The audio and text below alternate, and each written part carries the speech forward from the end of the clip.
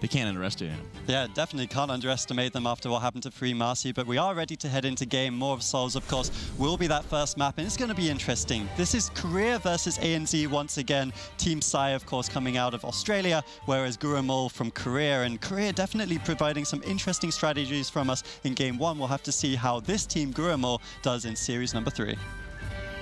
All right, Big Pull is going to be the name of the game here, and More of Souls, as we've seen it in the time trials, we saw it in the past couple of games as well. You can get through this dungeon in about 4 big pulls if you don't really count Helia going into the game. Yeah, but you're seeing here just the usual standard, trying to skip around, of course, that first jailer. You have 2 ways to do it. If you're able to get a sap or an imprison out on them, you can do so as well, or by running up over, of course, the skeletons of that of the dragon there. And you've seen as they are pulling everything in to Yimaron, making sure they're getting everything in together is very, very important to make sure that they're watching out for a lot of the AoE fears that are going to be going out by the king, and of course so much AoE damage. And you're always seeing the first death care coming out in Shiverism by Team Sigh. Yeah, not the best of situations to be in. Now, one thing that is important to point out as well is that these regions as a whole have been really favoring so much range potential in this. So, for example, on the side of Goinmul, you've got the Warlock there. You're going to be throwing out those Seeds of Corruption constantly. Even with, the Sower Siege, you're going to have a lot of extra damage being pumped at in the AoE situation going into this first attack. That's right, and you're seeing, of course, just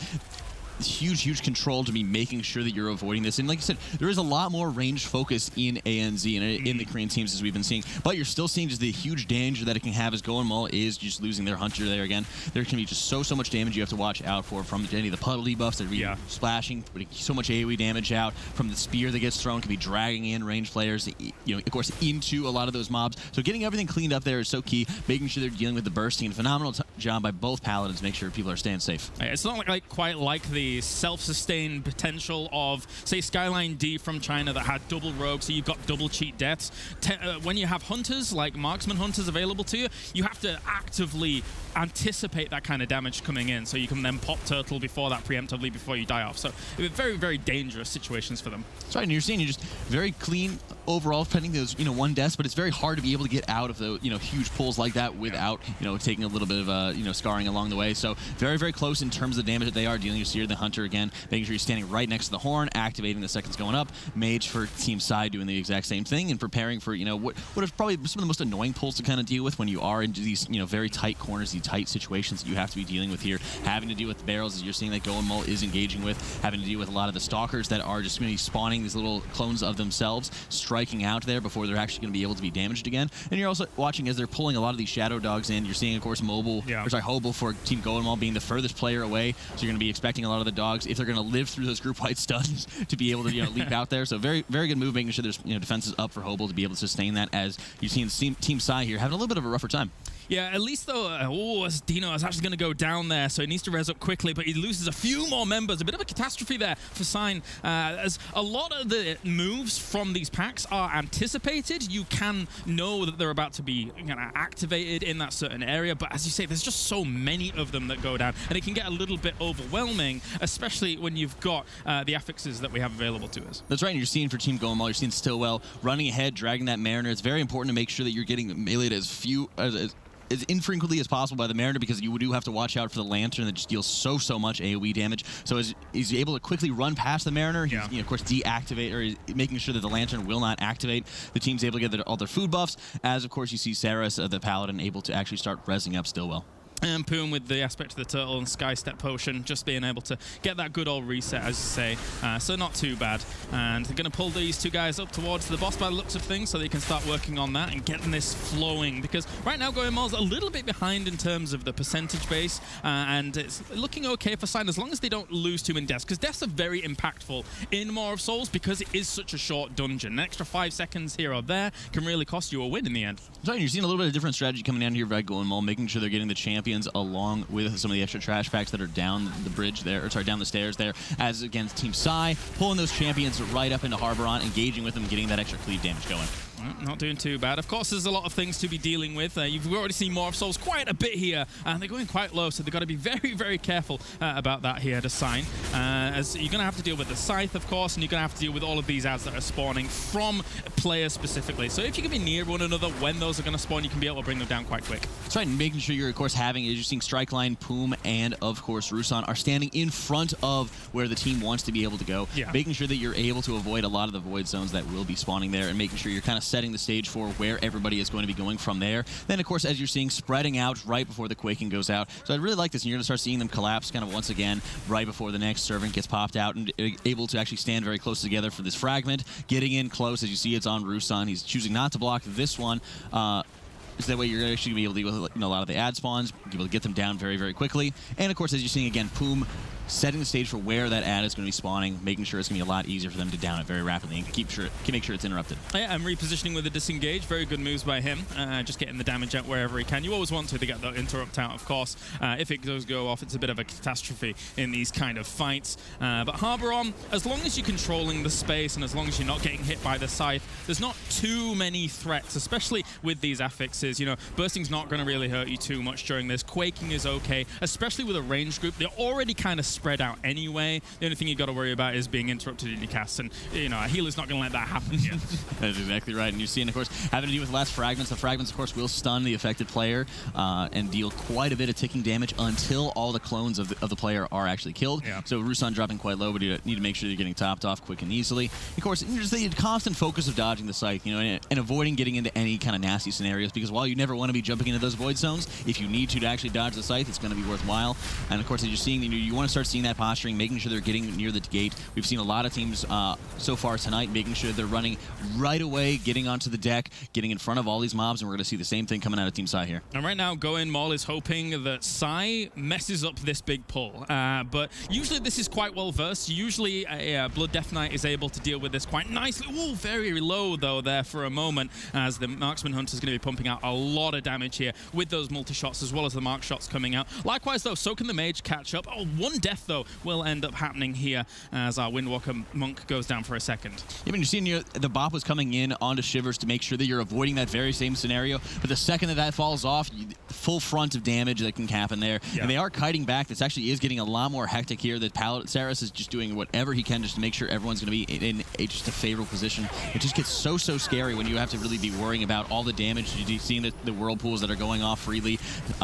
You've seen Purgatory, for example, already been popped onto the tank, just really doing whatever they can here. Strikeline just doing whatever he can to make sure he's keeping his teams alive. Yeah, and when you have to start kiting these things as the Blood Death Knight, there is a little bit of damage lost here and there, of course, with things like, you know, the Flame Strike going down. Generally, you'll have the Flame Patch talent being taken for those mages, and of course, everything's being kited out of that with it whilst it's down for 8 seconds. So it's a small loss here and there, so it will take a little bit longer time to actually clean that up, whilst Goinmul is now attempting to clean up the boat themselves. That's right, and they're kind of in a similar scenario, so this is going to be all about, you know, the extra deaths that are going out. Saris, of course, is popping, you know, getting an extra shield up onto himself, probably using the Ishkar's Fel Shield emitter to make sure you're just being in a more favorable position. And this is where you, as a healer, you want to be playing as safely as possible, because as we've seen in the past, especially in the very first game that we had with Team BTS and Team Free Marcy, it's all about safety here. Losing anybody is just going to be eating up so much of your time. And Skull, I mean, you know, we've seen him a few times already today, but the one thing that you got to really look out for is his little teleport, and then make sure that you're interrupting the cast right on after, so you're not causing yourself too many problems. Now, you can see your Goinmul as well while all of this was going on. Cleaned up the boat quite nicely. I think that the Blood Death Knight with the Warlock in tandem, especially if he swapped into the ring to get the full slow and make it a little bit easier for the kiting potential, it's much easier for them to start cleaning up that boat compared to the composition that we saw from Sigh. That's right, and we're seeing, of course, just being able to take advantage of, you know, the more longer-lasting slow there when they needing to be making sure they're getting the kite out. Thankfully for neither team did have any kind of full wipe. They're just having to mop up some of those extra deaths to make things so much more painful to deal with, like losing, for example, Shivers. Like you were seeing Poom and Rusan just ramping up so heavily in damage when they made that huge pull, but right as Bop fell off, you were seeing Shivers going down, and it just makes it so much rougher to be able to have those clean pulls, losing out on the extra DPSer, and losing out, especially if you're about to have like all your cooldowns up, you know, and being able to get them down so quickly. So It's a little bit sloppier on both sides, but you're seeing, Sigh is just pulling ahead, getting the last bit of trash completed, and moving on to Helya here. Yeah, and it's about, 20, 25 seconds ahead if you judge by how much Scarlet is going to take here for the moment. So, with Sign setting up against this boss now, once again, it's very simple. It's the 6 tentacles killed here. Blood Nephite's going to need to pick up those destroying tentacles. I can't even remember what the damn name is, but there you go. The Destructor. The Destructor. It started with D. I've got it all good. And, ultimately, as long as he's able to tank those and get these down, you've got enough cleave potential with the mark shots coming out as well here from the Hunter to eventually clean these up quite quickly. Yeah, but that's one of the nicest things, being able to get all the graspings taken care of almost immediately there. When you have such a large hitbox, and you're able to, especially as a paladin, you're able to get your consecration, be able to hit all of them very, very easily. Strike line does go down. He's moving just a little bit too slowly to get away from, of course, just the AoE that will dominate one side. But the side does not have a battle res available to them, so they need to be able to just sit through this. But you are seeing, they're all just dying. They know that they're not going to be able to last through this. You're seeing Dino going down, and the Destructor Tentacle is just going to be wiping the entire group. They need to, get back together and get there immediately, because they're going to be losing out on a lot of time. At that point, you try and wipe as quickly as possible when you don't have it. And it just came up, the battle res. So really, really unfortunate there for them while that was happening. And now Helya on the other side here for Goinmul. Being controlled at the moment, as they're going to try and just dodge on that right-hand side. No damage was really taken. So just destroying off that Destructor Tentacle and going back onto the 2 gripping ones so they can get into that second phase. That's right, and you're seeing, just, of course, making sure, as you're seeing that constant positioning there, making sure they're hugging the sides. It is kind of interesting to see Team Sigh has not been resing up yet. We are going, of course, into full screen here for Team Goinmul, making sure that they're staking to the sides of the ship to make sure they're dodging a lot of these tentacles that will be coming up. Very important. You will have some of the Destructor tentacles, for example, coming up into the middle of the ship that you will have to kill, but you also periodically have a number of tentacles that will just shoot themselves up, do a little AoE close by to them, and then, of course, just go back down. So it's very important just to be hugging the sides and staying away from them whenever you can. Yeah, and just kind of periodically moving back as well as that little bit of AoE gets thrown on out there. So you're moving back to the back of the ship there, and eventually it will be destroyed. Helya comes into full force, and now, but losing 2 members at the very beginning of that.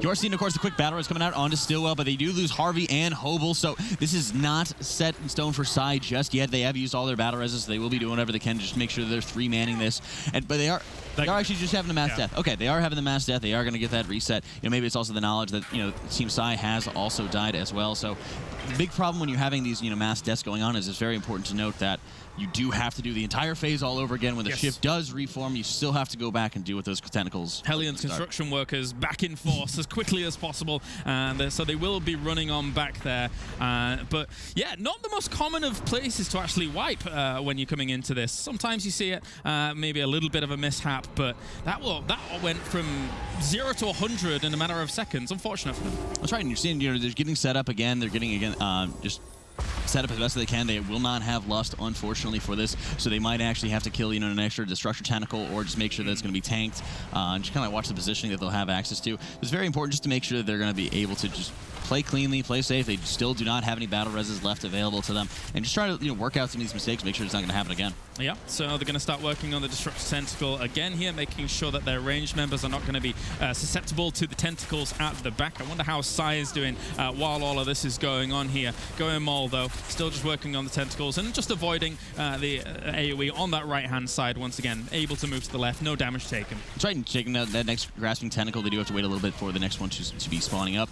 Meanwhile, they're transitioning over to the Destructor, making sure that they have to make sure that they're dealing with this as quickly as possible, because you have to watch out for the Destructor Tentacles will soon spawn more, and they always need to make sure they're tanked by someone. Yeah. So having to watch out, and it's very kind of risky watching through the Hobel taking his Warlock Gateway right as, of course, you're having Saris get a quick Dispel out. You have to really watch out for the ticking damage from the dot that's going out, but also, of course, the AoE effect that will spawn there. So they're trying to work on just getting these last couple tentacles down before they're able to go back again to the boss. Yeah, as you say, it can be really horrendous if the tank isn't right next to those Destructor Tentacles, hitting the entire boat for what feels like my entire health pool. It's not quite there, but it really, really hurts. It's not something that you want to happen to your entire team.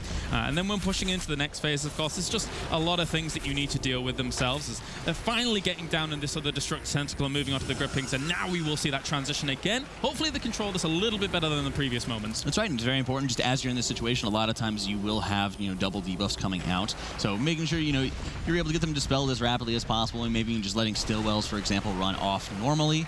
That way you're able to get, dispel out immediately once this phase begins. And again, if you're going to be able to have like Leech or something like that from the DK, you're able to kind of lean on that Leech just to make sure that you're able to get everybody topped off, but also just you can put out more damage as a healer, and you can kind of ignore people just for a couple seconds. Yeah, checking in with Sigh again. They are still behind here whilst they're still in the first phase of Helia, so it may have had another wipe while that was going on. A bit unfortunate here against Goinmul, but Goinmul's just getting those interrupts down. You only need the 2 people to be on that cycle for the interrupts, right? And then there's quite a little bit of extra AoE to actually be avoiding. Obviously the green swirl is coming down, and then the breath that covers portions of the boat, which is flagged is the best way to describe it. But it's always important to note the positioning that you're seeing here, especially at a Stillwell. Being right in that middle where he is standing is generally going to be one of the safest areas really to watch out for, because you will have to, of course, you'll see more symmetric holes in where the actual ship can spawn at. So it's very important to be able to watch out from where those might be spawning and finding the most ideal area. So, dead center, or looking at the far left where Saris is standing, or on the far right, parallel to where Saris is right now. Those are generally the big areas that you want to be standing in to help avoid where tentacles might be spawning at, because you will see right there, just another tentacle spawns every single time that she transitions. And usually, when you're a 5-man, you just, especially with Quaking, you have very set spots where you're going to spread yourself out here on this transition phase. You don't really want to be overlapping or being anywhere near each other, and you especially don't want to be near the tentacles, as you're mentioning. Obviously, you could see before, but the Blood DK just soaking up one of those breaths with AMS. Why on earth not? If you can do it, it's okay. You don't need AMS for anything else in this fight at the moment, so it's fine. Yep, and you're seeing here 71% here on Helia, making sure they're getting him down. Goinmul sealing out after a pretty patchy game here, sealing out first game. Leanest we've seen, but wipes galore, and Goinmul come out on top. And I mean, honestly, it looked like it was everything in favor of Sigh for such a long time there. But like you said during the cast, not the place that we expect to see people wiping, especially teams of this caliber. That's right, and that was one of the things, is that this is one of the maps that we've seen through the time trials. This is one of the maps that we've constantly been able to see, throughout this expansion. So this is really one of the see, a lot better play by them. And it kind of even looked like when Team Sigh wasn't having, of course, their tank resing up, it seemed like they kind of almost threw in the towel there when they weren't even expecting Goinmul to have that wipe, so they could have really gotten back into the game a lot faster. Yeah, I wonder if that's maybe what happened. It's like maybe the tilt setting in. You don't expect someone else to wipe on that boss. It seemed like it was such a close race up until that point, but Goinmul able to pull ahead, and hey, that's a big victory for Korea.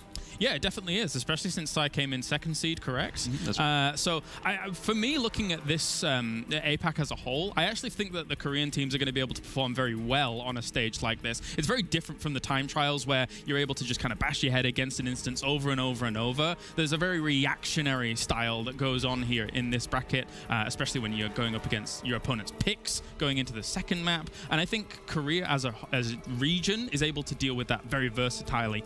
Yeah, that's a good word. The versatility, you heard it here first. It goes back to Richo dials or something from last year. Sorry. So we invent a few of those for the Mythic Dungeon Invitational. I'm hearing in my ear that Sigh might have had a few latency problems during that boss, so we're just investigating that ever so quickly, see if there's anything that needs to be done there. But I think as it stands, Goinmul, of course, 1 up in the series, and that would mean the map choice and the affix choice would go to Sigh. Now, these teams, I think it's the first time we've seen this in quite a while, actually, that they're running very similar compositions. We've got Windwalker, Demon Hunter on both sides, just that one range DPS, the Affliction Warlock versus the Fire Mage. Do you think that's why these teams are quite evenly matched? It's not the career we're used to. It is definitely not the career that we're used to, but a lot of times it's actually more used to just the Western, the Western WoW players that we are kind of used to, just seeing these very similar comps coming out. And a lot of times, when you're talking about they're going to be able to pick the next dungeon, they're going to pick the 3rd affix. When you're having such similar comps, well, it looks like where are we going to be weak at? Yeah, I mean, that's the thing that's interesting to see, but we are ready to talk a little bit more about that one later on. More of Souls, definitely. This was not the cleanest More of Souls coming out from either side, as Goinmul versus Sigh, the #2 team from Australia, coming in against the #1 team from Korea, or the #7 team from Asia Pacific. It was an interesting one, but Goinmul pulled ahead in the first time. We'll have to see how it comes up in the next map as we head back to a short break.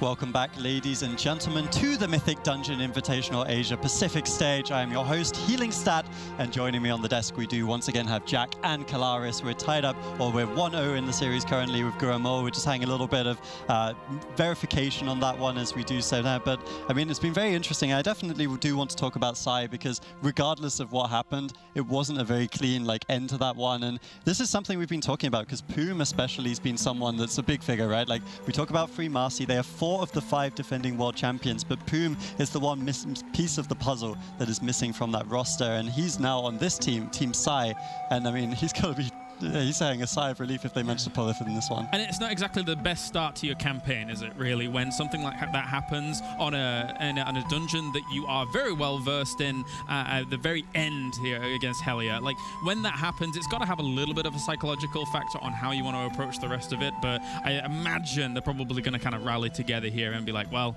we definitely don't want to be going down to the lower bracket, because it can be very grueling in a double elimination format. Yeah, and I mean, we haven't seen that many upsets, honestly. If you go back to last weekend, I say honestly, like, of course, Honestly were one of the APAC teams from last year. Quick little segue there. We're missing the Honesty a little bit here.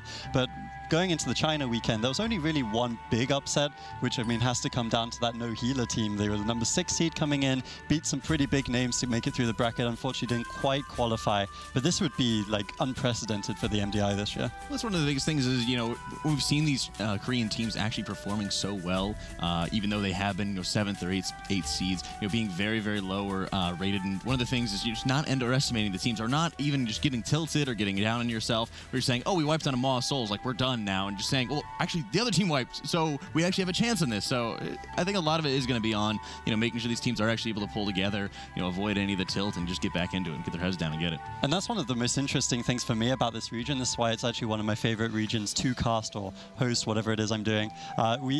When you talk about China, when you talk about Europe, when you talk about North America, these teams interact with each other very regularly, right? Like, you've got the China realms, and they play, and there's a huge player base there, thousands of players. But Asia Pacific's different. You've got people coming from Australia and New Zealand who are playing normally on North American servers, and then you've got like these Koreans who kind of play on all kinds of different servers, and it's really interesting to see these strategies clashing so early in the tournament. Yeah, Australia actually isn't on this planet. It's that far away from everything else. It doesn't exist on this planet. As many Australian esports players will tell you, it's very difficult to interact with other kind of regions. So they do sometimes have little bits of disadvantages here and there. Obviously, that was kind of disproven in the realm of 2017, but I think that the rest of the world is going to be significantly catching up with them in 2018, because everything is so much more refined. We're seeing different compositions from what we saw in 2017, and the routes have been refined as well. So it's a really powerful situation for a lot of the rest of the world compared to, say, some of the smaller regions. Yeah, and you definitely can't count them out. Sorry, speaking so difficult today for some reason, but you can't count out this region now. I mean, they won last year. Europe and North America definitely are on high alert when it comes to all the regions, China as well. But we do have confirmation that the game is going to be 1-0 in favor of Goinmul, and we have the map choice coming in from Team Sigh as well. So we're going to be going back to Nefarian's Lair, as we can see here on the maps, and the final affix is going to be Volcanic. So we'll be running Fortified, Grievous, and Volcanic for this 22 key. Now, what do you think of that choice coming out of Team Sigh, Jack? Well, that's one of the things. Is this is the exact same, map and affix that we saw in that second game for, was it Team Free Marcy versus BTS? So, one of the biggest things we want to see is whenever you're having these picks where you're having one of the more, I would say, easy to deal with affixes in Volcanic, where you're saying, hey, we know we can just do this dungeon better than you. We don't need to actually have like an affix that's going to be benefiting us or benefiting, one side or the other or a specific comp. We're just going to do it better. Yeah, and I mean, they have similar compositions anyway, so it'd be quite hard to nitty-pick between the Fire Mage and the Affliction Warlock. But it's honestly a sign of confidence from Sigh, because Netharian's Lair as an instance certainly isn't the easiest in the pool. No, indeed. There are some big pulls down and towards the middle of the dungeon that can be very, very problematic. And actually, you're saying can't nitpick too much between your Fire Mage and your Affliction Warlock. Personally, I prefer the Affliction Lock in this instance, especially since it's half of the instance is a kind of kiting dungeon, and you do get a little bit of power out of that Affliction Warlock from having the ring, from having the slow, from the corruptions that do come in. Of course, Fire Mage has a lot of power behind it, but still, I like the Warlock's position better. Yeah, it's going to be interesting to see how it does play out. Of course, Korea already lost in this map earlier in the day, and we are ready to dive back into it. Netharian's Lair will be map 2 of this series. Team Sigh 1-0 down against the odds. Certainly the number 2 seed. They were so close to Free Marcy in the time trials, but now they find themselves behind against Goinmul. We'll have to see if Goinmul can close out the series or if they can pull one back here. All right, Nell Slayer, 22, Fortified, Grievous, and Volcanic. Team Sigh needing this win to get back into the game here. As they head down the waterfall of destiny and join their fellow compatriots down the well. And once again, name of the game is going to be big pulls. They're going to be running all the way down this road here with that Sky Step Potion just to be able to pull everything together and then be able to tank it up, get that AoE going. That's right, and we're seeing, again, the focus on those clean pulls. You're seeing, Blessing Protection going out onto Dino here just to make sure, and one of the biggest things when you have Blessing Protection up, nobody else can actually be dealing any damage to these mobs because then they will be drawing threat. So it's very important just to make sure that you're giving your tank enough berth, making sure all the AoE starts going off once it's all grouped together. Of course, making sure you're having all the defenses coming out as possible there for Dino. And then again, having very strong control over that Hulk because you're not able to slow it. You are able to get some stuns out on it, but you do have to make sure you're having grips or incapacitates, anything that you can get possibly just to make sure that it's not going to be pulsing or that frontal cone going out. And one thing that's important for Sigh is to really have efficient DPS coming out on these big pulls because they don't have too much to negate a lot of the damage coming out onto the tank. They don't have huge stuns that are going to last a long time to be able to really kind of slow that damage down. So you could see they were very efficient with those kills, whereas it's slightly different on the side of Goinmul, but here they go down onto Rockmora. That's right, and engaging with Rockmora, very important to note, of course, did the ground pounds that will be going out as well as the crystal shards that will be just hitting the ground right there, moving while you're standing in those crystal shards, of course, will deal a little bit of damage, but the biggest thing here to deal with is going to be those little skitter adds that will, of course, die, drop some screaming on the ground, those little void zones that deal pretty hefty amount of damage. So again, it's pretty important just to make sure you're trying to drag these on top of the the previous void zones, getting them down very quickly, and you will always have, for example, a skitter coming out just before the ground pound comes out. So it's very important just to be able to get at least only one out if possible. Otherwise, the damage gets so high so quickly. Yeah, and thankfully though for them, it's it's not a tyrannical instance. So Rockmora, as much as he does have a lot of HP here in Fortified, it's not quite the tyrannical devastation that you do see sometimes. But yeah, dealing with this nicely, just avoiding out of the puddles, and sometimes a little bit of a stack up. There goes the big AoE once again, but very easily dealt with, and it's very predictable once again. So if you have those cooldowns available, if you want to pre-ice block something, or you want to go pre-turtle, it's totally fine. That's right, and you're seeing huge damage here coming out of Strike Line, almost catching up to Poom. Not too big of a disparity there. And the biggest thing is the sustained damage. They're at 20% here on the boss. Usually you'll see Paladins are especially known for, just having that huge burst here, but still getting late into the boss here. Strike Line just doing so much damage, and they did actually drop it remarkably low. I would have liked to see the Diva Aura going out for that one when you have that knowledge of saying, oh, we have, one or two skitters still out. Right. I know people aren't quite topped off yet. I need to just take advantage of this 20% damage reduction to kind of get us through that point. So it's nice to see that everybody's still alive and keeping on going and playing very cleanly here for Team Sigh. And Goinmul doing quite a bit of damage with their Holy Paladin as well. So dissimilar to some of our previous series that we saw, Jack. These two Holy Paladins are really trying to, push out the greed a little bit more and not having to kind of go with something. As long as they're able to negate the Grievous eventually down the line, they're going to be totally fine. That's right, and one of the nice things is having that Holy Pally to deal with the Grievous there when you're making sure that you're able to quickly and rapidly get these players topped off with Beacon of Virtue there and just large lump sum heals that are going to push everybody's health pools up very quickly, rather than having to kind of fight against it, with the Druid Hots and things like that there, or leaning on Cultivation to kick in wherever you're going to be able to get everybody topped off. But again, we're seeing very similar pulls coming out here, by Team Sigh, as we've seen for the previous Nell Slayers, making sure that they're skipping, that first breaker, getting everything in early and together. You do have to, with the way that they're doing this with the early breakers that they are taking with them, they do have to watch out for a couple avalanches. So this is kind of the most vulnerable part that they are getting into right here. Yes. They're trying to deal with, again, multiple breakers, multiple damage coming out. It's this huge Strike Light dropping so low, popping his bubble, making sure that he's just staying alive.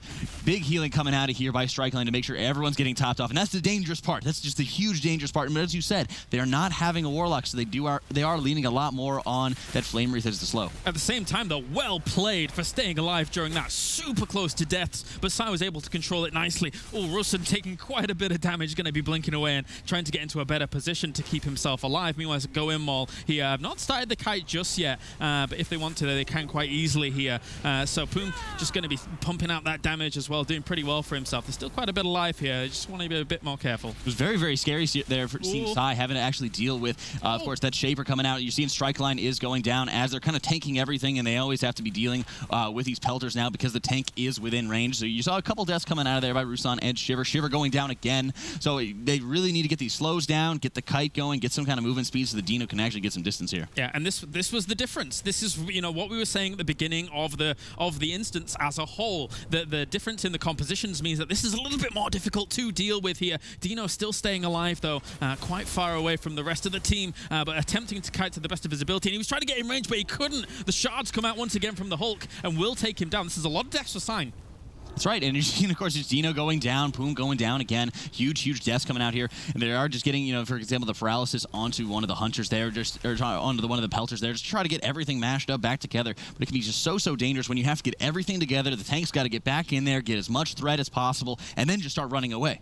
Yeah, and dodging out the volcanics, getting that grasp, not even the grasp, just the death grip there, just to pull in one more mob there to just try and pump out as much AoE damage as possible. But Goinmul has been able to control that well, and now they are moving on, just a little bit ahead of Sign here, but a little bit less in terms of the percent from the mob count. That's right, and you know, Goinmul was taking a little bit slower instead. He was playing a little bit safer there, and they were again be able to lean more on their slows to be able to take advantage of them. And when you are able to be in that position where you are having your setup being a lot smoother, when you're having your pulls being a lot smoother, you know, we've seen so far Sigh has had much better AoE damage coming out and being able to kill mobs very quickly. But if they're playing aggressively, they're playing these dangerous pulls, and they're losing 5 people along the way like they just did, is it really worth it? Sometimes not. Sometimes not. Dino there, just being able to get the Gorfine's Grasp, and now we'll start kiting in this room. And of course, the Shapers are a bit of a problem, and that's why Gorfine's Grasp is so powerful in this room at the moment. So at least this one, at least this pull is a little bit easier to deal with. Windwalker Monk will start just ramping up some more damage here, and trying to catch up here with the Hunter as well as the Mage. Yeah, but you're seeing, you know, one of the nice things when they're in this situation, they're saying, hey, we have that damage, and we're confident in our pulls that we're able to kill everything before we even have to worry about, you know, like the extra slows coming out or the extra major slows falling out. So we're already getting, you know, that down. Those are the pulls that you really want to start seeing here as they're just mopping up the rest of the room before Ularog. Yep, so, and this the Hulk here for Goinmul will eventually die off. And, you know, again, we've seen Ularog quite a few times already today here with, actually, was it just the once? It was just the once, actually, but there you go.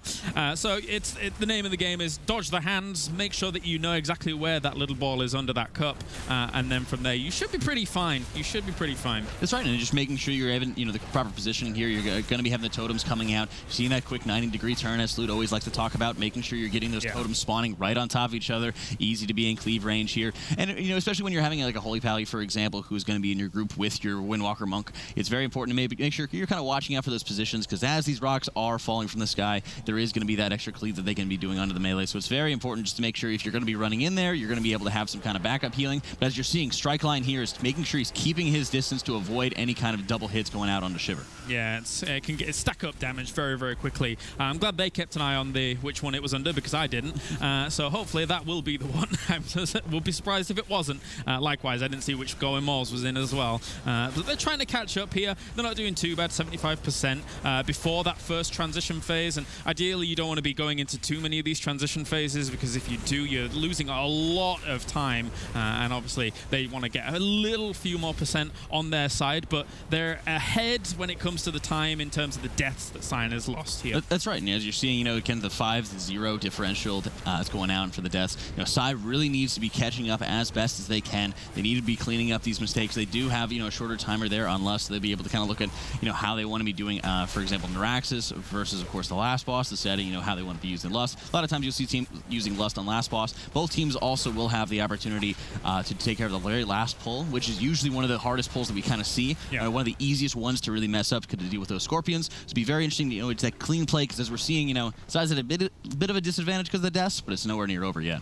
Yeah, and ideally you want to save a lot of your battle reses for that situation at the very end, of course, where that pull is very big and scary. But even sometimes battle reses can not be enough to get you out of the danger, because there is so much AoE damage going on from, say, Scorpions, or if you actually mess up the extra Scorpion pull with your Hunter wanting to like feign death, the other one, etc. But eventually now that we're just going to bring it out of this phase, and they will be able to bring Ularog down after this transition phase, so they're going to be moving on to the next trash in just a bit. That's right, you're looking at Sigh just doing whatever they can to make sure that they're mopping this up here. And we also want to see, you know, when that burst damage is going to be going out, making sure they're keeping everybody topped off. Harvey there dropping quite low. And when you want to start seeing, like, for example, they're both pretty even. You know, Sigh has a little bit of an advantage in terms of the trash back, so maybe they, you know, might just be skipping some of the mobs at the very, very end. But at this point, it's just going to be the cleanliness. And they are actually pulling the Shapers there, so it does look like they might just end up skipping some of the Crocodiles, the Crocolisks, up in the future if they're going to be taking care of that Shaper and the Geode. But it's nice to be able to see because those are easily able to mop up and just cleave down at the end of the boss fight here. At least Ruson's mistake there in walking into the hands. It triggered one like stack of Grievous, but it wasn't too impactful there for Straight Line to be able to deal with.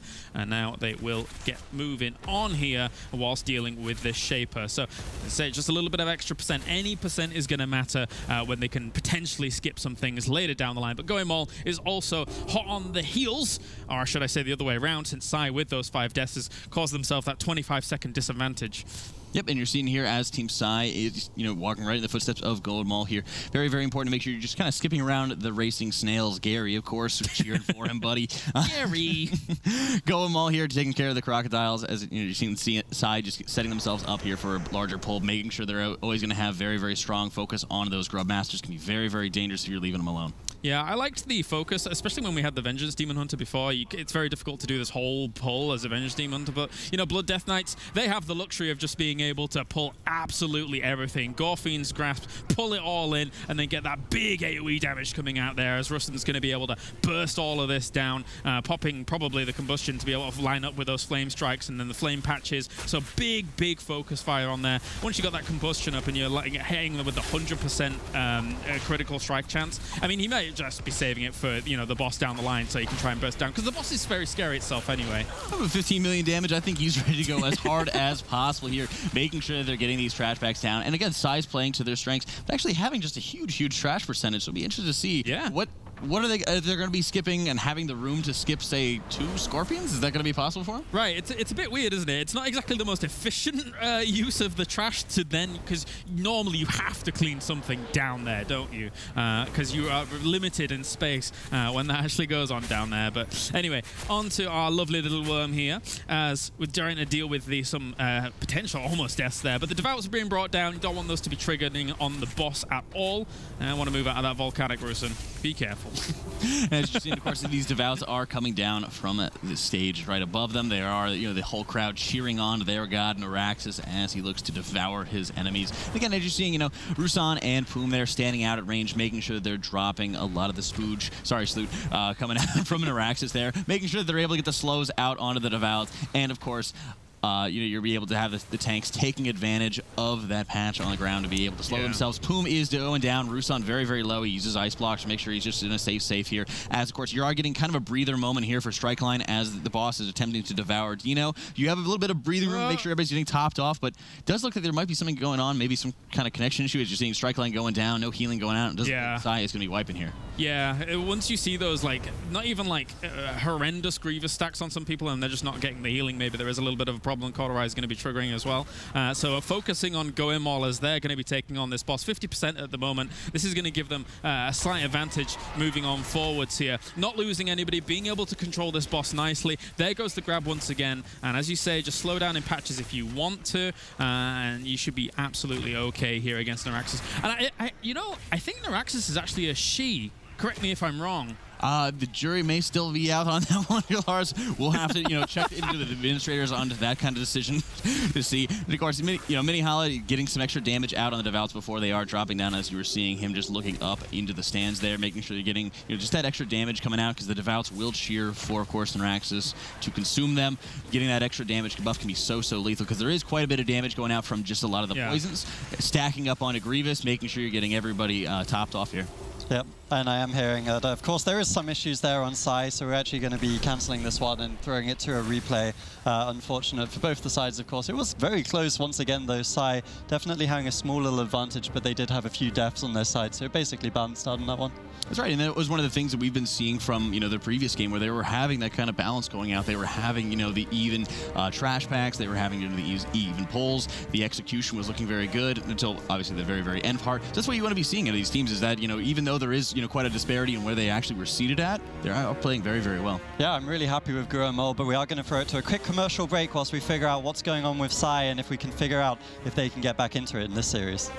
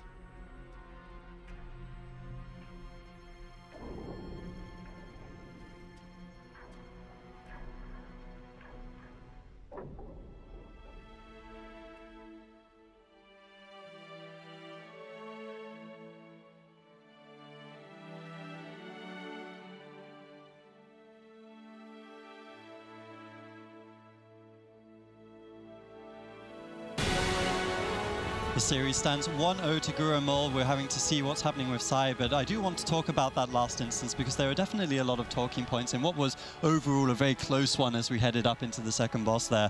But Sigh, I mean, of course, they're bringing in both similar compositions. We just have the Affliction Warlock on one side, the Fire Mage on the other, and it was interesting to see how Sigh were playing around this with their trash packs because they're already at 100% much earlier than we would have seen most teams in this instance, honestly. Yeah, not what we expected, was it, Jack? I mean, when you look at, especially when they were such high percentage, and you mentioned it as well, you thought that they weren't going to go for the crocodiles to then push down towards the bottom, because you're always going to have to kill trash down towards Dracul anyway. So it was a little bit odd when we were actually looking at that. That's right, and one of the things that we've been seeing out of teams is being able to skip, of course, at least one of the Scorpion packs. You have a Scorpion with the Trapper right next to, of course, that last boss. So you are able to skip past it because you don't need the entirety of the room to really work with on that boss. But where it was very interesting, and hopefully we'll be able to see it in the, as they replay, of just being able to actually see if they're going to be going for skipping both of the Scorpions at once and just having a very, very small room to work with, or if it's going to be something a little bit different, or maybe a mistake. It's definitely something to watch for, like, when we do replay this map, but I think that one of the things you've got to say is, like, there's not even any rogues here, so they don't even have the skip potential with that class. But the Fire Mage obviously pulling out a ton of damage. I also want to talk a little bit about that Pelter pack that we saw coming out from Sigh, because, of course, they don't have the Affliction Warlock, they don't really have the same slowing potential from range, and that one proved to be really challenging for them. It could be the most pivotal moment of the entire instance, so this could be almost a situation where Sigh is going to have to reevaluate how they're dealing with that just a little bit, because the 5 deaths that they had there compared to what we assumed, or at least going in, was going to be a bit of a boon here for the Affliction Lock composition certainly proved true.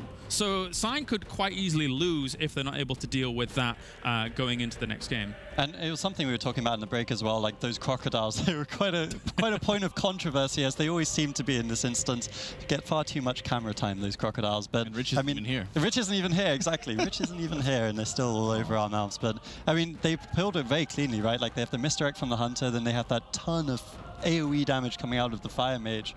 And so if you're not going to avoid the crocodiles, where do you think you avoid it? Do you actually just go 100% trash and then try and pull that last boss incredibly cleanly? That's something I've never been able to see before, of skipping both of the Scorpions to be able to do it. They certainly would have the classes to be able to pull it off, but you would just have no room to work with, right? You'd be just stuck in this one sole corner, and if you're not able to, of course, kill the Sculptors before the next crystal spawns, then you're going to have a crystal be exploded by the Sculptor constantly until you're able to, hopefully down it and have just a teensy bit of room to work with. So, I mean, I'm very excited. I'm very much looking forward to this next game to see if that was intentional or if it was just a simple mistake. I suppose we shouldn't doubt them, though, because if you're a team from Seed 2, if you're a team from down under in Australia, where all the deadly animals are, I'm sure that they're able to deal with crocodiles and poison scorpions and swimming knives, anything. Like, there's weird creatures down in Australia, right? I'm sure you can deal with it eventually. The thing is, like, half the weapons they're using, like bows, I'm sure they use on those. Yeah, I suppose so. I wouldn't be surprised. But I mean, it's definitely interesting to see, and it's been really fun. Like, that's why it's like great to see these different regions, right? Like in China, you see a double rogue composition, barely any Windwalkers, something that's completely off meta in Europe or US, and now we get a few more Windwalkers, but we're seeing very different pull patterns coming out of all the teams, quite frankly, so far in this region. Well, that's one of the nicest things when you're seeing, these dungeons being out for such a long period of time here, when you're expecting, like, oh, okay, we know how these teams have pulled, we know how these teams have really worked a lot of times, and just saying, well, we're actually going to change things up. There's so many different ways to actually manipulate, the trash percentage that we do need. And of course, being able to pull those little tricks out of your sleeve there, skipping some of the Scorpions at the very, very end, making your life a lot easier for the healer. I love it. Yeah, well, someone's got to be nice to the healer, because it's absolutely not us, like, ever. Yeah. Not me. No. Yeah, it's definitely not me either. But I mean, even on the desk, I mean, I do feel bad for Jack sometimes. But you're literally named healing stat. That's true. Well, maybe in PvP I might heal, but in PvE, there's no way. It's just DPS all the way, standing in every single fire I can find and blaming the healer without confrontation. Or just stat. Just stat. Maybe it should be just stat. Do you think the rebrand? But one of the things, drawing back to the tournament, the thing that we're here for, Sigh, number 2 seed, they come in so confident. You got Pooms, defending world champion, going up against the number 7 seed Goinmul. And I mean, regardless of what's going on here, they've had some very close ones. Obviously, they're standing 1-0 down. It's got to throw you off your game, Kalaris. Well, Poom is actually one of the players that I'm particularly looking at in this series as a whole. And should everybody be, as you said, a defending champion himself, not on the same team as prior, of course. But there's been moments in this instance, or even the previous instance, where he has had a little bit of a rough time. Hunters traditionally, though, again, you don't have too many defensive capabilities to you. You've got your aspect of the turtle. You can feign death some abilities. You can disengage and actually dodge some abilities quite easily as well, but it's not been the free-flowing ease that they really want to start their campaign here. And it brings me back to something that we've talked about a little bit this broadcast, because in China, we saw the double melees, we saw a lot of rogues, we saw like a lot of this skipping potential. I mean, you have these kind of quasi tools such as the Feign Death on the Hunter, but you got to wonder, like maybe the double melee compositions last week performed a little bit better. What do you think? Well, potentially, right? And potentially they have those options there to be running with some double melees, and maybe we'll see some kind of like double Windwalker or something like that coming up a little bit later. But I wouldn't quite count out, of course, like the Hunters by any means, because you are actually seeing, the huge damage that they are able to bring, and like we've been able to see, a lot of times them being able to skip through certain mobs, skip around certain mobs because of it, by pulling some larger mobs just away from everybody else, that way you're able to deal with it. But I wouldn't quite count it out just yet, especially because even if you're going to be bringing more melee to it, it doesn't really discount the risk. Like, you're not seeing just these way bigger defensive capabilities, for example, for Windwalkers over like a Hunter. What we are seeing is just these aggressive pulls that you need to be able to actually respond to positively, to be able to make sure you're having great control over it. Team Sigh did just a gigantic pull leading up to Ulrog, and that was one of the scariest things, is when they were in that really dangerous position, getting everything together. It looked like they were about to wipe just any minute now.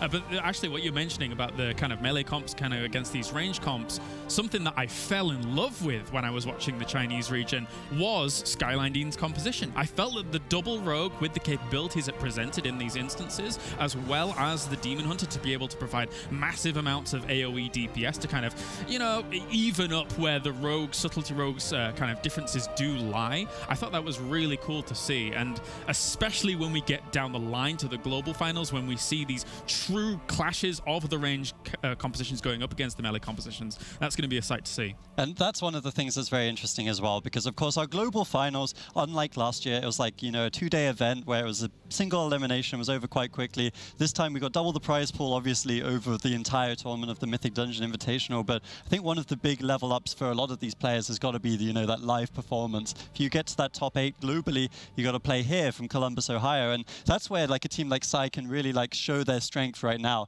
If they're able to pull it back here, it shows that they're great under pressure. And I mean, none of these players, quite frankly, it'll be the first time in PvE's history that we're bringing them onto a live stage, and it really does up the ante. That's right, and it's much more responsibility, for example, on each individual player that you have to be watching out for. I mean, we've seen live raids and things like that at BlizzCon in the past, but when you're having these 5-man teams just all together when everything's on the line. We also been able to actually compare a lot of the stats, Healing stat, of course, these similar dungeons that we're having, and we're saying everyone's running through Maw Souls, you're going for those group stages here. We're able to kind of see, and it was almost, I believe, a minute faster for our first series of the day with like Free Marcy just utterly shattering the records that China was setting up for him. So seeing that continue going on and then getting into the live stage here will be very exciting to see. There's something to say, though, about playing from home, where you're in the comfort zone, right? You're laying back in your seat. Well, we might be in our sweatpants for all they know. Yeah, that's true. Don't look. But it's a completely different atmosphere. It's a different attitude that you've got to come in with as well. You've got to be really on your game in a very unfamiliar atmosphere.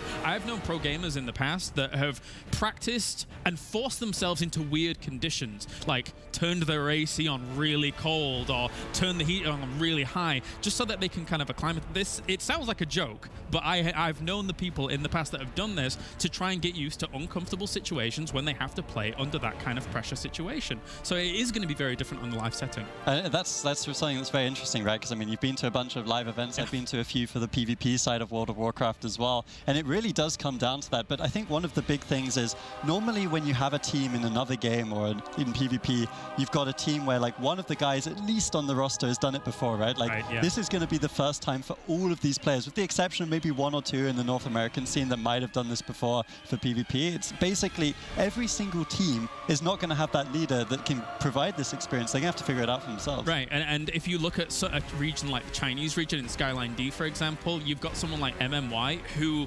has been to LANs in the past, being a pro gamer, for many, many years before. So that kind of father figure to help the other four along with him, if they have not been able to kind of practice in LAN situations before, is very impactful when you get to a stage like this. Yeah, it's going to be very interesting to see it. And I mean, of course, Jack is someone who's like streaming and like going to various events and stuff. Like, it's not only about like the comfort of like, hey, I'm playing in this really competitive environment. It's also sometimes about like just having those other people around you, like looking at your screen. It does affect your play. Oh, it does affect your play, but I think it's also one of the coolest things when you're looking at just gaming in general, that we're having these tournaments where you're saying, I can meet people all the way across the country, all the way across the world. I'm competing with them for prize money in World of Warcraft, and able to actually, you know, really have some amazing team dynamics being able to pull off. Like, you know, maybe it might be a little bit more close-knit with like China if they're being able to play in like a PC lounge or something like that all together. But it's another thing entirely if you're going to be, you know, people across the United States, people all across Europe, getting together, being on a team, and they may not have even met face-to-face before.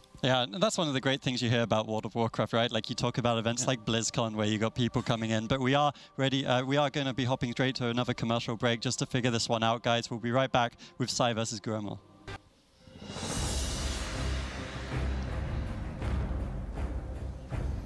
When the boom goes up,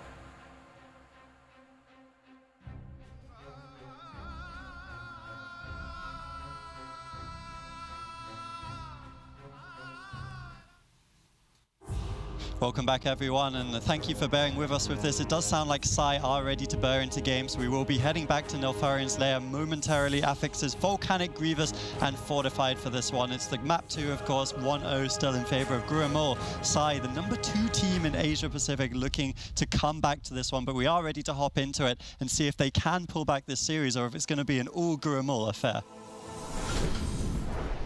Starting it back up for Nel's Lair, Goinmul versus Team Sigh. Good to get back into it. I swear we've been here before. Deja vu here, starting it off early out in the APAC weekend here. This is the game Team Sigh needs to win. There has been some hiccups and everything going on, but you know, like you're talking about earlier, Klaus, having to deal with that extra pressure if it's going to serve them here, it's going to serve them well as they move on to this tournament.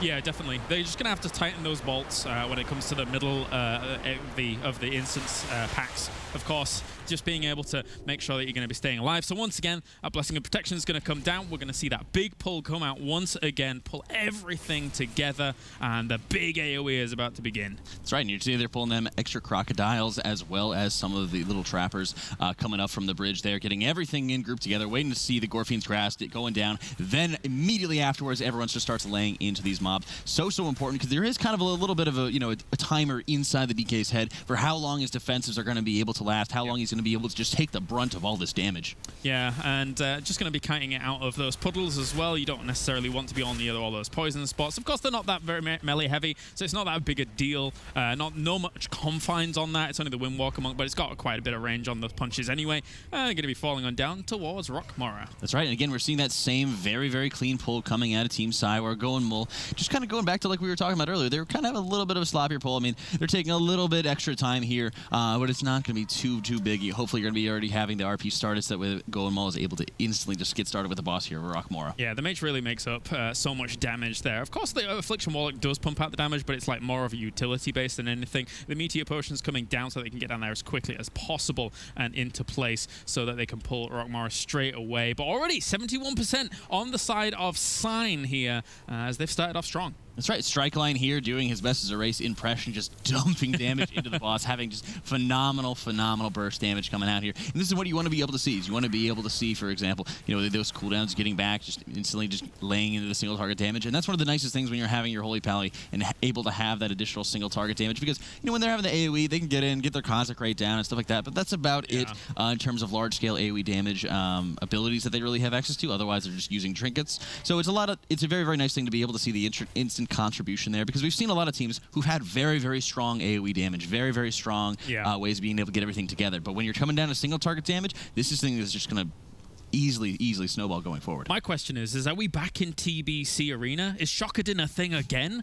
Can I pray? Are my lucky stars coming up? I don't think so, though. Well, Strikeline's there to prove you wrong. Absolutely putting on a show there, making sure, he's staying ahead of his counterpart, Saris, there whenever possible. And that's one of the things you really just want to be able to see, is there still is around that, 25% deficit in terms of HP there. You're seeing Goinmul kind of catching up just a little bit. It does look like Harvey is just doing his best to make sure he's getting their team caught up whenever possible, but Sai's getting a nice head start here. Yeah, it was about 5%-ish that they kind of caught up as about that. But of course, we're going to see how this pack is going to be dealt with. This is where Sign lost 5 deaths in this big pull that is coming up. Let's see how they're going to be able to control this once again. It's all kind of scary, especially for a Blood Death Knight who's having to kite back, potentially out of range of the healer, and not having the ability to really get their own consumption going, their healing going, when you're having to kite back against such a devastatingly scary pack. That's right, and one of the most frustrating things when you are having that going on is, as a healer, you're really not able to provide any extra healing until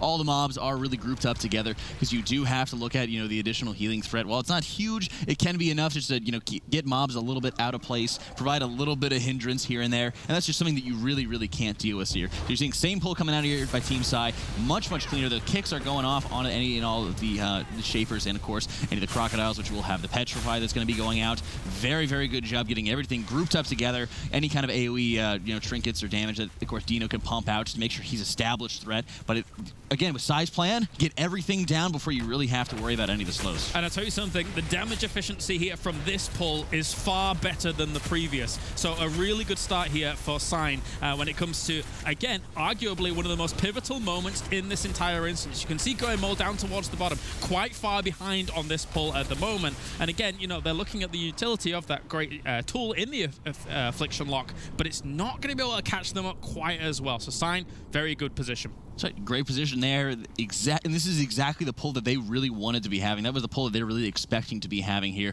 Taking their time, of course, being able to get back into position, taking advantage of little speed sets like Agrimar's, for example, for plate wearers, getting that extra speed boost going there, and just making sure they're going to get all their cooldowns back, making sure that they're doing this correctly here, because they have this advantage where, Goinmul is just trying to stretch out as far as they can. They're going to be having to deal with some of these pelters still. They still have, little Shapers to actually worry about here. The Hulk still has tons and tons of HP. So taking their time here is really going to be what they need, making sure they have the cooldowns available, probably making sure that they're going to have Gorfian's Grasp as well. Oh, yeah, absolutely. 2-minute cooldown, I think, is it? It's a minute and a half. Minute and a half, I was close. With Tightening Grasp, it reduces the cooldown 45 seconds, and D&D becomes slow. There you go. So at least you can be able to pull all these together. As I say, the shapers are pretty irritating, so you don't want to have to leave them in certain positions. Likewise, as you mentioned, the Pelters and this Hulk too, and just bringing all of these in and starting that good old kite. And at least, you know, you get to a position where you're line of sighting all that as well, so they're just, these mobs are just having to run around and cause problems for themselves, basically. That's right, and here you're seeing you are having to deal with a little bit of the Geode. The Geode has very, very little HP, but it likes to pulse damage all over the place here.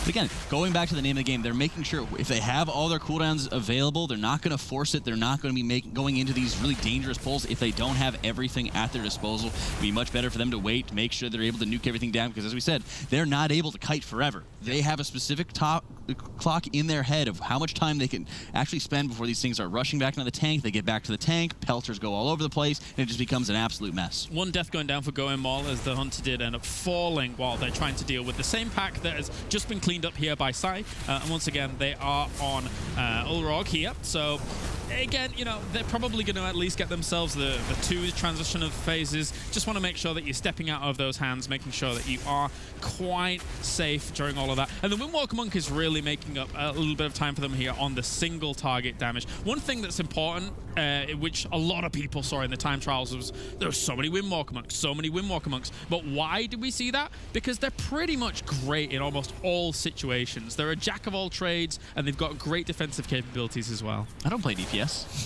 Damn it! Damn! Hey, well played. I like it. You see Sigh, of course, choosing the right idol, of course, to make sure they're going to be able to break out Ulrog here, just wasting as little time as possible. And again, like we said, you know, you're still making sure you're having your Holy Pally standing out a little bit. It's not going to be worth for him to be putting, you know, further risk for Shivers in case there are any kind of double hits that come down from any of the avalanches there. Making sure they're able to have that focus. Wings are going up by strike line here, and this is really the area you want to see as many DPS cooldowns going up as possible. You have a huge, huge window to be able to get big damage out and try to push them as low as possible. And without Lust, without you know, huge, huge CDs, you know, they're probably going to be having one more phase to go into. And ideally here, the mage wants to make sure that the circle he has available to him is not going to be timed out in a weird time when the hands come along, so you can actually get out as much damage as possible as well, so you can be utilizing that to its full potential, and just going to be able to blink away from those ones as well, while just forcing it into this next transition phase. I say forcing it into this next transition phase, you're just kind of working against the timer, so it's not exactly that, but they'll eventually get there and dodge out from the volcanics, but yeah, whatever. Yeah, it's important to note as well with Dino having its Purgatory procced from that last big pull leading up to Ulrog's room. That's one of the things you want to be able to kind of lean on, if at all possible, whenever you're doing these very large pulls. That way you're able to kind of focus on just getting everything in together. You're able to lean on, you know, that little second chance, really, when you're getting everything together. So, you know, it is important. While this boss fight is long, it does kind of give him, you know, a little bit of help of hopefully being able to get his Purgatory just a little bit closer off cooldown, just in case the worst does happen. Because you will be having, you know, if they are going to be going around the same route, and this is one of the things I'm actually really curious to see, is if they're going to go back into the crocodiles, if it is intended to go for that 100% here. Yeah, because the thing is that we're at the same kind of percentage basis, right? It's 71% for Goinmul here against the 79% for Sigh. So will they choose to do that, as they're going to take down Ulrog in a second here, so not too much problems. They still have one of their battle reses available to them as well, going on into it. And again, you want that for Dracul down the line, just in case something does go awry. That's right, and you're seeing, you know, they're about to get their second battle res back off cooldown, and while it isn't huge inconvenience, especially because you do have so many targets to be able to blow up easily, you know, the crocodiles aren't especially deadly, but the little bit of extra time that you have to spend to be able to pull them, it'd be interesting to see if Puma is actually just heading again to take on the crocodiles here. And actually, Dino is going out himself, so you have a little bit of time. Maybe you're going to see like a Sky Step potion coming out of him, or the Wraith Walker there. Into Sky Step, making sure he's going to be able to get everything in together. And you saw Poom there was actually just feign deathing, making sure that he's not going to draw any additional threat, as those crocodiles can just walk right into the tank there for Dino. It's very, very important to watch out for everybody here. It's huge, huge damage. Yeah, Strightline was taking a lot there, so yes, Pop's defensive to make sure he's going to be staying alive while all of this is going on. And of course, he's sending out some extra worms here that you eventually want to kill the smaller worms so that they don't morph into bigger ones and just cause you even less time expenditure priority here while all of this is going on. So get a kill off the rest, and nice cleanup, nice cleanup. That's right. Great cleanup here by Sigh, getting that 100% trash, percentage trash completion, really. It'll be interesting to see it. I mean, at this point, you're really looking like they're not going to be pulling any of those extra Scorpions. It doesn't seem that they're going to be pulling out those extra Scorpions. So they will have the potential to be able to skip around a lot of the trash leading into Dracula's final room. And they do, again, have the classes to be able to skip past it, but they're really going to be allocating themselves just to such a small area of space to work with here. Yeah.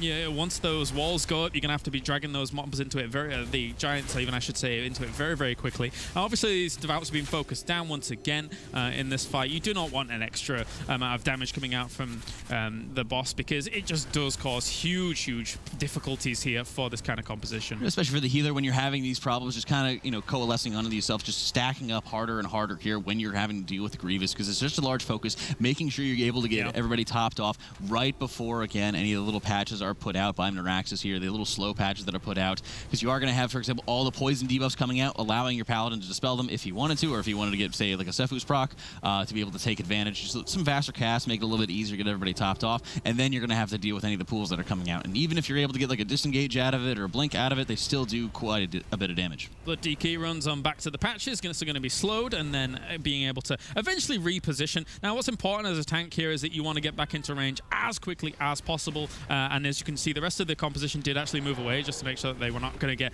like haphazardly meleeed while the tank was getting back into position, because next, the boss here will actually potentially just one-shot any kind of DPS in that situation if it does go down, if that mishap happens.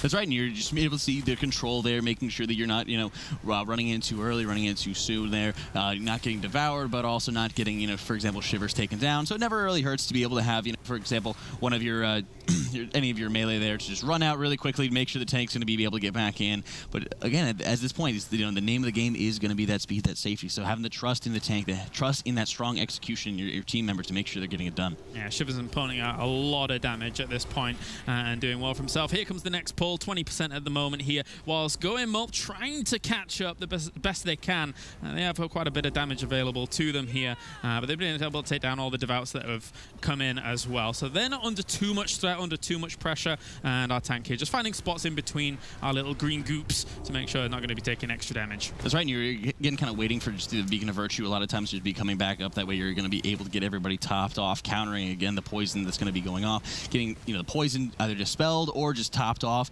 right before again you're going to have any of the spooge just dropping out of the ground here. You see Rusan again getting quickly out of it, but there still is quite a bit of damage. And when you have Grievous, a lot of times it's very, very easy to get put on that back foot, get put in those unfavorable situations. Well, great job there by Strikeline, sacrificing his damage, make sure everyone's staying topped off here. As we descend into the bowels here of Neltharion's Keep, and let's see how they're going to control this. And of course, it looks like you're seeing the invisibility potions coming out that will, of course, incur the 10-minute cooldown that they will have to always watch out for. So the trick here, of course, for the Scorpions is whenever you pull Dracul, it will pull the Scorpions in with them.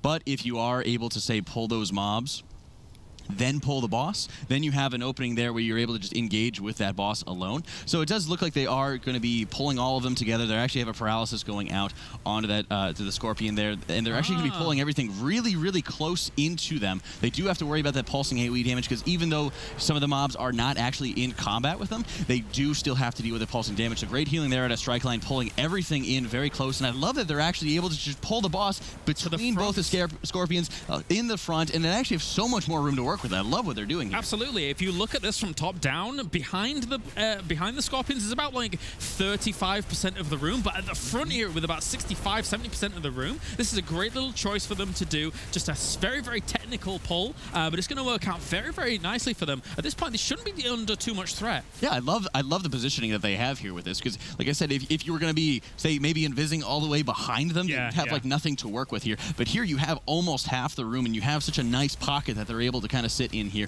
to be able to get their Sculptor in, to be able to have very close scenario here. So I love what they're doing here. This is fantastic. And it puts a lot less stress on the healer. That way they're just able to focus almost solely on dealing damage here. We were seeing, for example, those battle reses being used to great effect for other teams, especially like Free Marcy, where they were pulling the Scorpion pack into the boss. Team Sigh says, no, we got better strats than that. We're going to take care of this. I like this. I like this a lot, especially with the positioning Dino has got the boss in as well. Even if he does kind of miss that mitigation check, at least he's not going to be punted back towards the Scorpions Scorpions, he's going to be pushed against the wall. So it's kind of like a little fail-safe there available to him, whilst also just positioning next to these spikes so that you can get that stun straight on to this nice giant and then be able to DPS that down as fast as possible. So I love the control, Jack. I love it.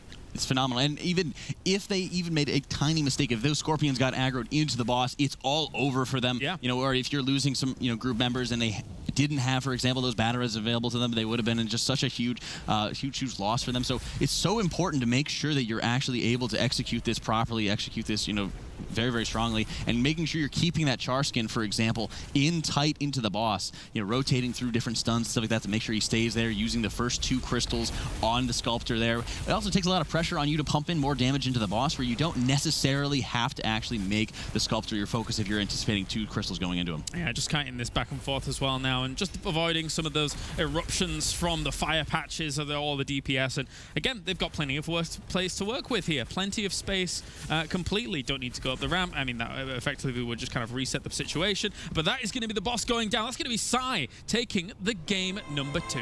I'm really happy we waited for that, actually, because I was super curious how they were going to do that last pull. I was incredibly curious. I just thought it's going to be inefficient, it's going to be messy, there's going to be wipes, it's going to be great. But it was actually even better. It's like a little intricate thing, and that's what you expect from these teams. Well, that's what you want to start seeing from these teams, really. And even from, for example, like a time trials perspective, where we're saying like, oh, okay, you're able to take these great risks to get these big rewards and perfect it, and, you know, until you've got it just at the right time that you wanted for your qualifications. But seeing that in the, you know, the live competitive format, both of them being, you know, skipped around, I love that. I mean, but it's a huge, huge risk, and it cannot be understated that if they mess it up for even a second, their hopes of going up against Goinmul are just going home. Yeah, that's why I love these broadcasts. I mean, that really is everything, right? Like, that's about as risky as it gets, like, pulling to that room, and that's so great. And, like, I mean, we talked a little bit about the composure that Sigh would have to show. Obviously, I mean, they have been having a few connection issues. Like, it's not a hidden fact at this point, but they're able to pull it back, and, like, that was about as clean as it gets, right? They fixed the pelters, they had that beautiful pull at the end, and they had 0 deaths in that run. Yeah, very good stuff. And even, like, when you go to that final room with Dracul, and normally you would see that one pull with the Scorpion, etc., whilst you're killing off the boss from other teams that we've seen in the tournament so far. For me, that's risky enough, never mind what they were able to perform there. So I wouldn't do it, but I'm probably... I definitely wouldn't do it, don't worry. So yeah, I'm not really advising it at home either. Just kind of leave that one to the professionals, I suppose. Yeah, definitely leave that one to the professionals. But there you have it, Team Sigh able to tie up the series at that one. Beautiful, beautiful pull. Goinmul, of course, will have the map advantage though, so it's definitely not over yet. When we return, we will see if Team Sigh can complete the reverse sweep, if they are able to defend their title as the number 2 seed. In the meantime, I've got that one, Ted. That's mine now. In the meantime, we will be having this quick commercial break. Join us again after with the Mythic Dungeon Invitational returns.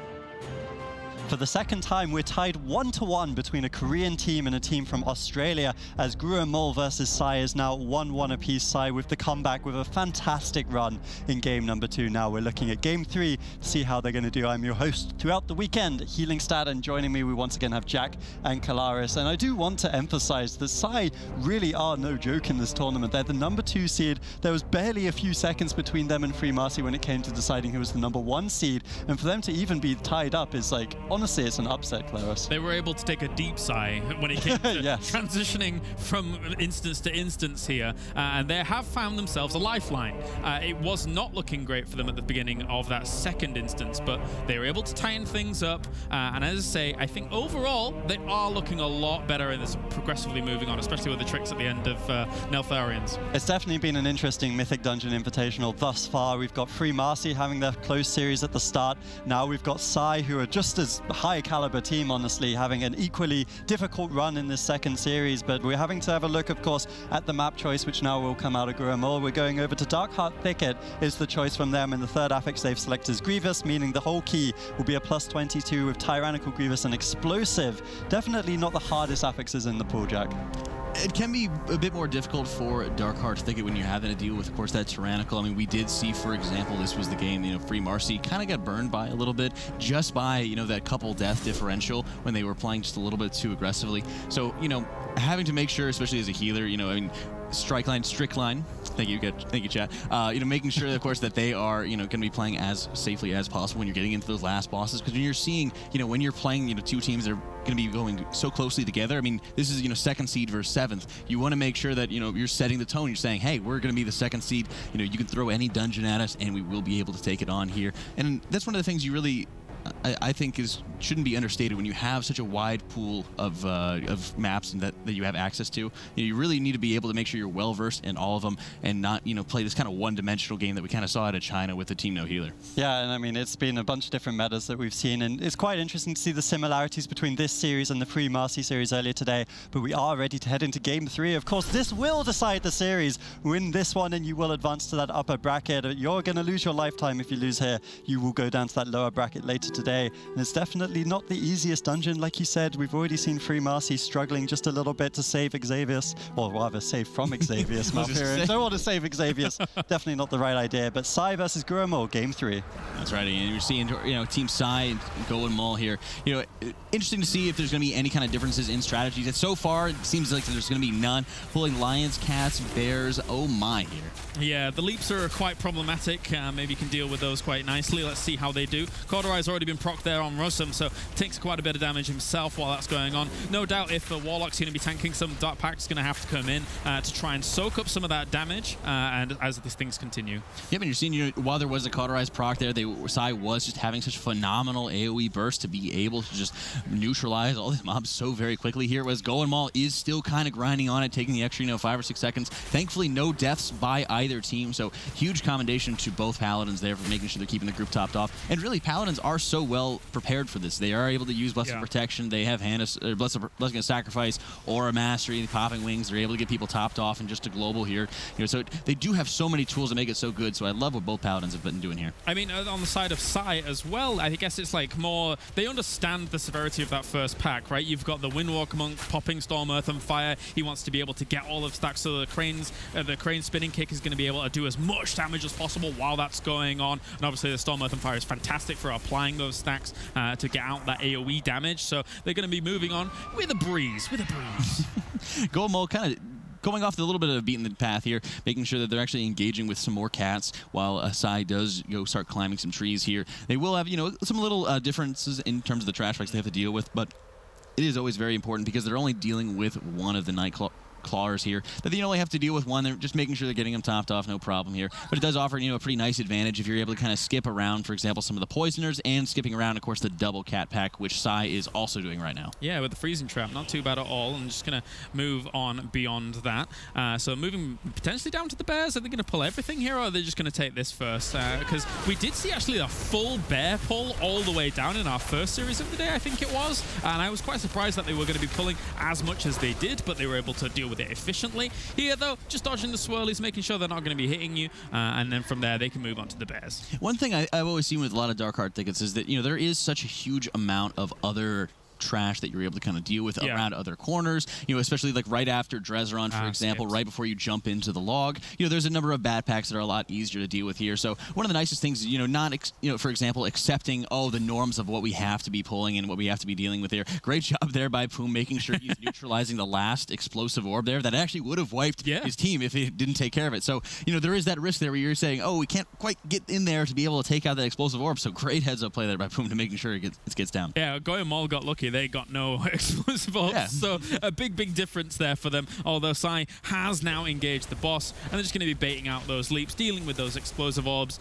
and then eventually the bear charge will be dodged by all the rest of the DPS, so it's not going to be taking too much damage. Well, speaking of explosives, we're also seeing Goinmul here taking some of those early flowers that usually you are dealing with after the boss, engaging them with them early on, making sure they're getting that a little bit extra cleave damage there, and potentially wiping up some of the trash a little bit easier. And they also really have to watch out for the Dryad here, because the Dryad, it has the poison spear that goes out that can deal quite a bit of damage. You're seeing that instant dispel coming out of there by Saris for Goinmul, making sure he's able to get dealt with it very quickly and easily there. So it's nice that they're able to, mop that up. And the Paladins, again, both kind of mirroring in position, because you have to keep in mind Glade Atlas is going to jump to the furthest away target, rip them, put a very big bleed on them that needs to get topped off before it will get removed. So very good play there, making sure that the healers are able to kind of balance out dealing with the Dryad while also topping themselves off. Well, if they're able to execute this fight as well as they currently are doing, Jack, you can see why this was Goinmul's counter map pick. You see the difference in the percentage in trash that they've already accrued themselves. You see that they're already dealing with this while dealing with the Archdruid as well. This gives them the potential to skip big packs later on, which could really slow down Sigh.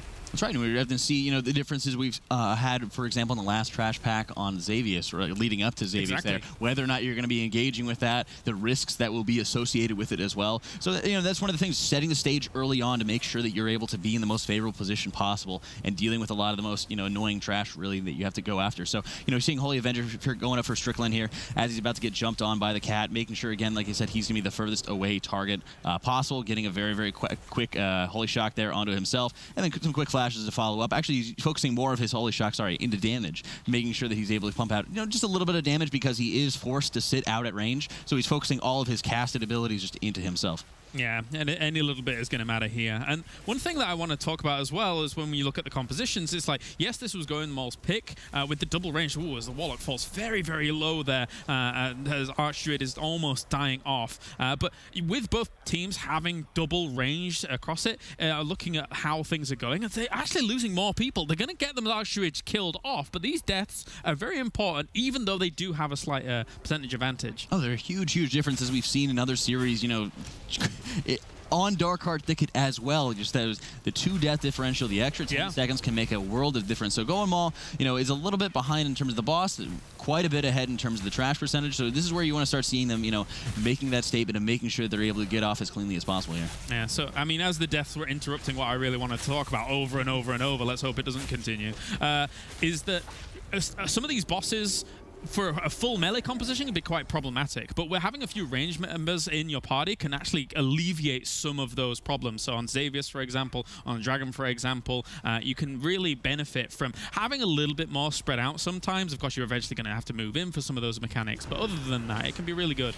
Yeah, but it puts a lot less pressure, for example, on the healer, right? When you're having so much area denial coming out of these flowers, these little blossoms that you have to be dealing with. When you're able to have, for example, Minahala or Poom, for example, just standing at such a big distance, that way they're able to, not be taking any kind of extra damage. Hunters, for example, in this instance, while they are pretty light in the defensives area, they do have the capability of just outranging so many things that are so helpful. And as you're seeing on the side of Minahala, they're going to be able to actually get away and pull extra mobs, get away from them, feign death, and be able to make a nice skip for the rest of the team. Even when Harvey there was going down to about 50% health or whatever, he has Touch of Karma, he's able to keep himself very healthy, even without too much of assistance from the Paladin.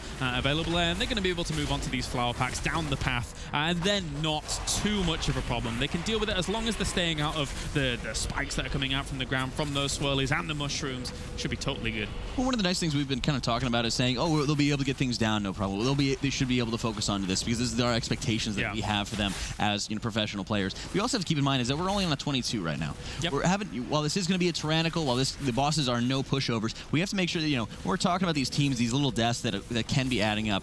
If these teams want to start going into the group stages, they really have to be taking this hard look at where they're going wrong, where they're having these little bit of performance issues, and even making sure they're able to just utterly revamp, how they're making these pulls, and it's really been showing here as they've had just very clean plays, and Sigh, of course, having that flawless Nels Lair.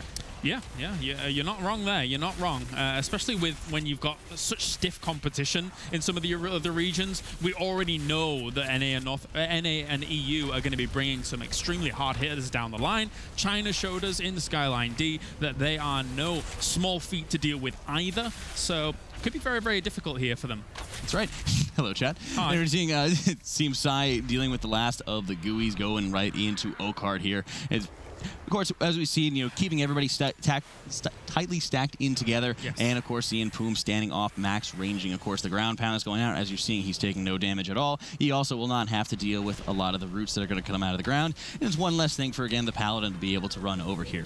Yep, not too bad at all. As long as you're able to deal with all the explosives that potentially spawn there when those roots are coming up, etc., it should be totally good. And Okard here, just slowly dying is the name of this kind of story, unfortunately, because on Tyrannical, he has a lot of health. All the bosses are going to have a lot of health here, but Okard in particular, he's a hell of a tree trunk to deal with. He's quite an old tree trunk that we have to be taking down here, unfortunately, getting your chainsaws ready. You were seeing, of course, Puma is just a little bit too close, because a lot of times when the grip that comes up out of Okard, a lot of times he likes throwing to, somebody who may be very, very far away. Yeah. So the Otis is then on Puma to be able to run up very, very close. That way the tank is able to land in tight. Then you're going to still be able to run all the way back out at range. So just a little thing to keep in mind, and especially as you're seeing just the mirror hunters just standing out at range. and one of the things is it's so nice when you're able to actually have to deal with this. You're not going to be seeing this on Dresderon, for example, but this is another thing that we're going to be seeing as we go into Xavius. Yeah, I mean, at least the Hunter has good relocation tools, of course, as long as you're just running forwards, do the 180, you flip yourself in there with a disengage. That's giving you a little bit of speed boost if you're talented into it anyway. So you can negate that pretty easily as a Hunter. And most classes that are going to be standing out that far anyway, have those capabilities available to them. That's right, and of course we are having to deal with the explosives here, which haven't been too much of a hassle to deal with so far.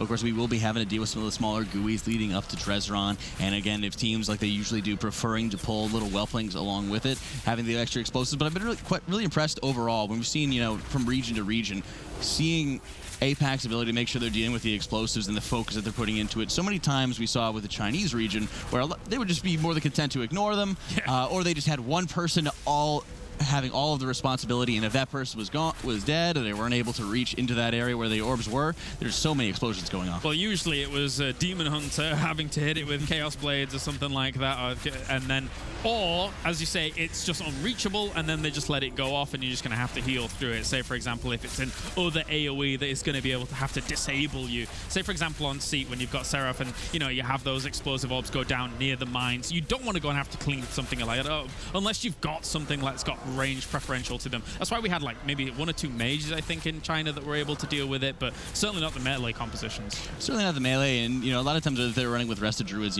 they would be the most fond of, say, for example, dealing with any of the explosive orbs. Yeah. Paladin, so well suited to be able to deal with it. 1 Crusader Strike, 1 Judgment, 1 Holy Shock, so many different instant cast abilities to be able to quickly just neutralize them and allow, again, your DPSs just to kind of almost ignore them entirely if they don't even want to be touching them. I would definitely not want to be the mage being assigned to deal with any orbs. No. In no way, shape. But again, they're going into this blood fury here, making sure they're kind of dragging it away into this corner where there's not going to be that many whelps, watching out for any of the little blood meteors that do spawn here. Yeah, and I was telling this story in the back to Nagura, but I'm going to tell you as well. Already? I did not know until 2 weeks ago when it happened to me, because we just normally always kill the small ones as fast as, once this is dead, if you not ignore them, you just normally kill them on live. But I didn't know that they could turn into big ones until 2 weeks ago when it happened to me, because we dealt with it terribly, and then we had 4 of them to deal with. I was like, well, uh-oh, this is a problem. Well, let's hope that they don't encounter that same problem as they are not able to actually skip past those little elementals. Fantastic transition here. Yeah, and nice. again, one of the big things you want to make sure that you're not dealing with these at all is they're not giving you any percent, and they are, of course, making a corpse out of Strickland here, unfortunately, and they're getting that quick failure detection pile on here to make sure they're getting him rezzed up very quickly here, and it will res you at 0.1% HP. Now, looking at Goinmul, they have played this instance very differently to how we've previously seen other people actually play it. 93% at the moment against the 77%. I'm still curious. I guess they just take one pack down in the tunnel and then can skip the other two if they've got invis potions available to them. Is that kind of what you're envisaging here? What do you think they're going to be doing with it? If they're able to get quick enough with their DK, usually just using Wraith Walk into Sky Step Potion, for example, just being able to clear out just a huge swath of the trash. I think part of the challenge is going to be making sure that you're going to be able to get a lot of it to follow with you very rapidly. Right. Then you will be able to get close enough to make sure you're getting the invisibility off. A lot of the classes you're going to be relying on just the fastest movement speed possible to make sure that you're getting across there. So it can be quite a large distance if you still have to be able to deal with like the summoner plus the impact. Right. But once you get like closer to the bats, like if you're really close to the bats, it can be an easy skip. But it will be interesting to see how Stillwell is going to be able to actually start pulling past that summoner, impact, bats, and pulling them into the larger pack to make sure they're getting away here. The most important thing as well is while they're on Dresseron is that currently Goinmul is in the lead. They're not only in the lead in terms of the boss percentage, but they're in the lead in terms of the trash percentage. And again, let's remind you, this is Seed 2 versus Seed 7. This is Sigh, who has Poom on it, who is a reigning world champion, currently behind in this game. So they need to make up some time here against Dresseron. And it is not exactly the easiest of bosses to make time upon. It's a very well-calculated boss that people are very used to dealing with. You bait out the avalanche, the falling rocks in other locations. You make sure you're not going to be hit by the breath, and you make sure you're close for when that wind pushes you back. That's right, and that's one of the biggest things that we're really kind of seeing is that, as it looks like the teams are just neck and neck here in terms of the boss percentage, the trash percentage here can just make such a huge difference. And where Goinmul is able to just get a little bit of extra trash here and there, incorporating it into their larger and larger pulls, really cannot be understated here, as they're doing just a fantastic job on their counter pick to make sure that they're able to just continue building up on top of their lead that they've established. Yeah, really strong play here by Goinmul. Again, you can see why this was the counter pick map for them at the moment. Of course, as long as something crazy doesn't happen here on this boss. And, Xavius is Xavius. That's right, and that's one of the biggest lessons, that we've been seeing just from this series, is that you just can't give up. You can't just, call a towel. You can't just tilt out of nowhere. You have to make sure that you're playing this game out as best as you possibly can, because, like I said, Xavius can put such a huge damper, as they are equal, for example, in death deficit, but that can quickly change here for both teams. I mean, earlier in the night, we saw that explosion at 50% did kill off a healer, which if you do not have reses available to you, it can cause issues. Of course, we have 2 reses available on either side at the moment, if I can see that correctly on Goinmul's side. So it can be detrimental to you if you're not controlling it properly and if you're not getting those cooldowns off at the right time. Yep, and you're seeing here as Goinmul is really just pulling ahead, and part of the big benefit here is you're able to actually pull those additional whelps there. You're able to get the extra, the dot damage there to make sure it's going to be a lot easier. You are seeing, I believe, is Shiver going down to the breath there. Very important for the tank to be the closest target to the boss, closest to the boss, to make sure that breath is going to be going the way that they want it to. So they had a little bit extra death. They are able to expend, one of their battle reses. They have 1 remaining, but it's still, like you said, it's very important to make sure that they have a strong handle on it. All right, going to start envisaging the first pack as well as the second. So going over towards the bats as well. I guess did they do the last one? Well, the other option is you're going to be having the DK tank, for example. I think they're going to get just past the bats, but they will not be able to run, for example, all the way past the other one. So you probably just have your DK tank pull everything into the corner and then have everybody else run by, because it's not going to be able to extend long enough. Well, so Mini, I believe, did actually pull those bats really quickly, so he got that quick feign death out. And then you're going to be kind of waiting. Actually, they will have to engage this last trash percent unless they get the bats. Yeah. Oh, but so they're not. So they're going to be going into this last trash pack, not even taking the risk of, for example, trying to sneak by. I think they might be a little bit over percent here, but they've done a very good job so far of making sure they're playing this cleanly. Yeah, it worked out. It has really worked out, and it's worked out splendidly here, as plenty of AoE damage is going to be going off on this, and they blast it down. So now all they have in their way here of beating the second seed is Xavius. With a good, clean kill here, this could quite happily be them moving in to the next round of the winner's bracket. So it's all to play for here. Oh, but at the same time, Sire's lost members already here.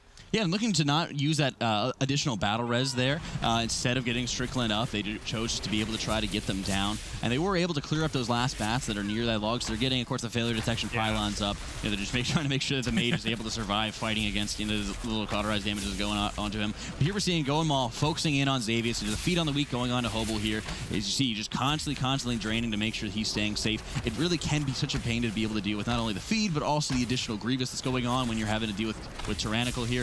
Shade of Xavius just cannot underestimate. And this is one of the bosses where, as much as you do want to have your range spread a little bit, you don't necessarily want to be too far away, just so that you can assist a member when that when that puddle comes down. You want to be right next to them to help on out. Of course, the Insanity here, just making sure that you're well away from our Windwalker monk to make sure he's not going to be in any too much problems.